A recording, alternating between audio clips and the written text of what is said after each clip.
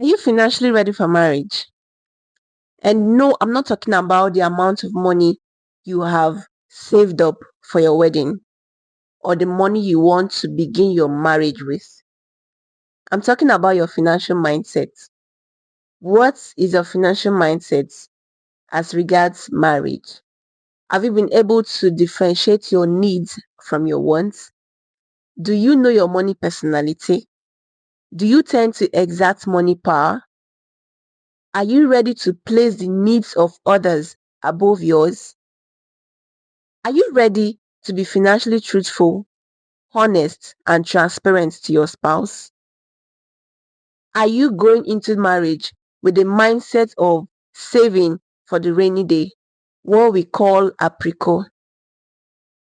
Let's dive right into the video to get more details.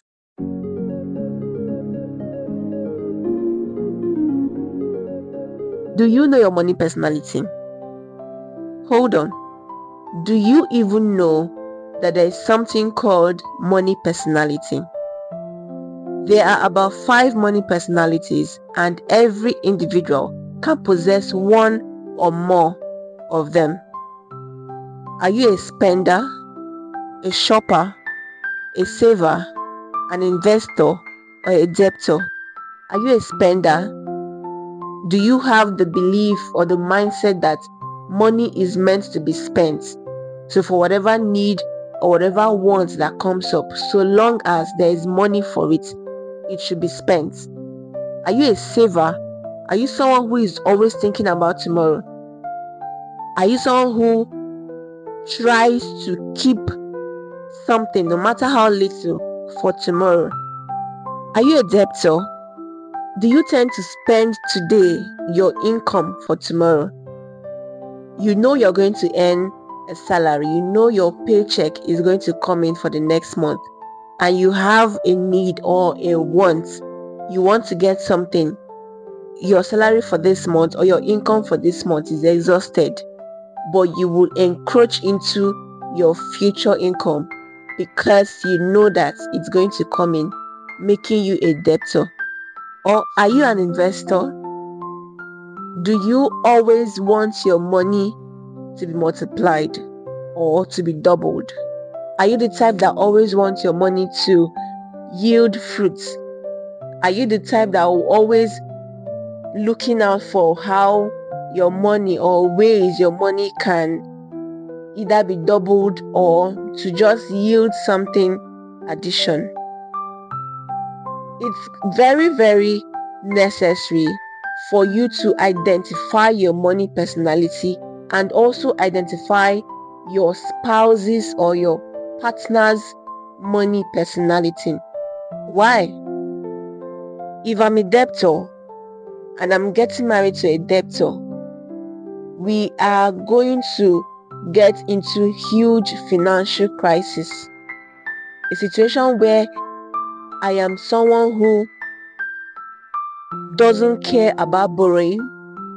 I'm someone who doesn't care about spending into the future, so long as I know that my salary is going to come in, so long as I know that my paycheck for the next month is going to come in and I'll cover those expenses.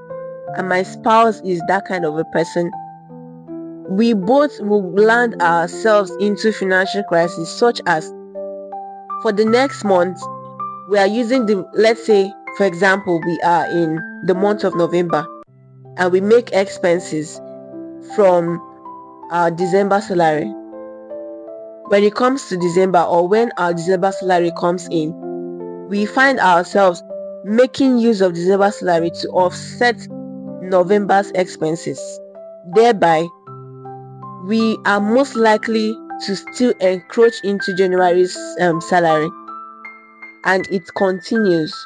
You find yourself not having enough. You find yourself always spending from the future expenses or from the future income. You find yourself always spending from the future. It makes it very impossible to save. It makes it very impossible to invest. This is why you should know your money personality. Or are you a shopper?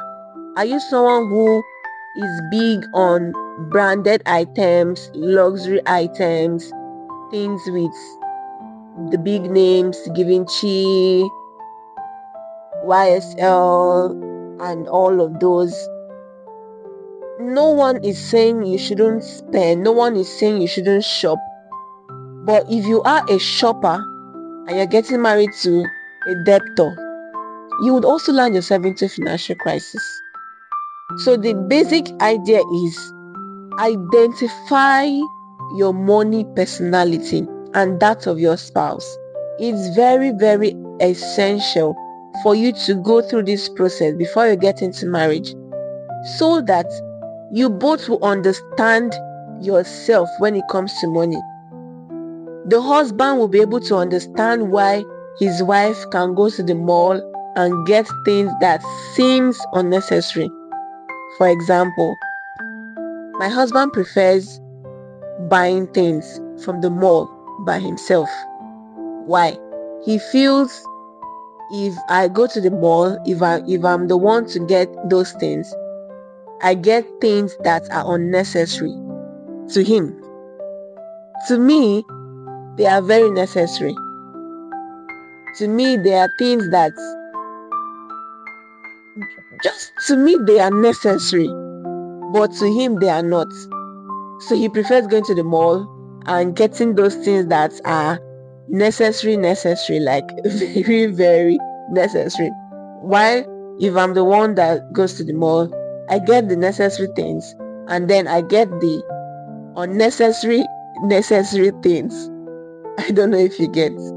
Yes, so we understand ourselves that way. Most times I even prefer him going to the market. That's when he's able to. Recently, his job is not able to let him do that. But whenever he can, whenever he even enjoys it. There were times when he goes to the market most of the time, gets things while I do the cooking.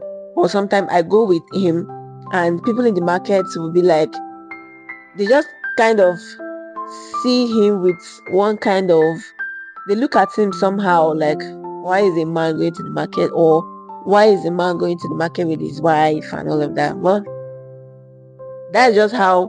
I didn't beg him. I didn't tell him to. I didn't force him to.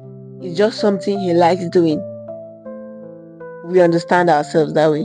You need to know your money personality. Know if you are a saver. I am a saver.